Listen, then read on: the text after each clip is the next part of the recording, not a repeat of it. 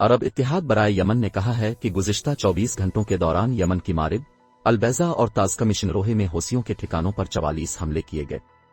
عرب web site کے مطابق عرب اتحاد نے بتایا کہ تینوں مقامات کے عسکری ٹھکانوں پر حملوں میں حوثیوں کی 29 گاڑیاں تباہ اور 190 سے زیادہ دہشت گرد مارے گئے۔ یمن کی سرکاری افواج اور حوثیوں کے درمیان جمعرات کو گھمسان کے مرکے ہوئے ایک سے زیادہ محاذ پر جنوبی مارب میں سرکاری افواج نے حوثیوں پر برتری حاصل کر لی۔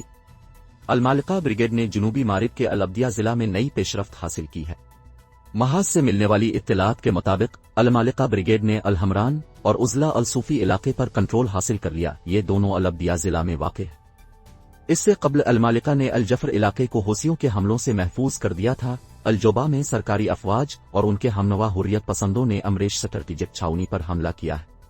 مقصد الجوبا اور حریب کو جوڑنے والی لائن تک رسائی حاصل کرنا ہے۔ ستاروں کی روشنی میں آپ کا آج جمعے کا دن کیسا رہے گا؟ مزید عرب دنیا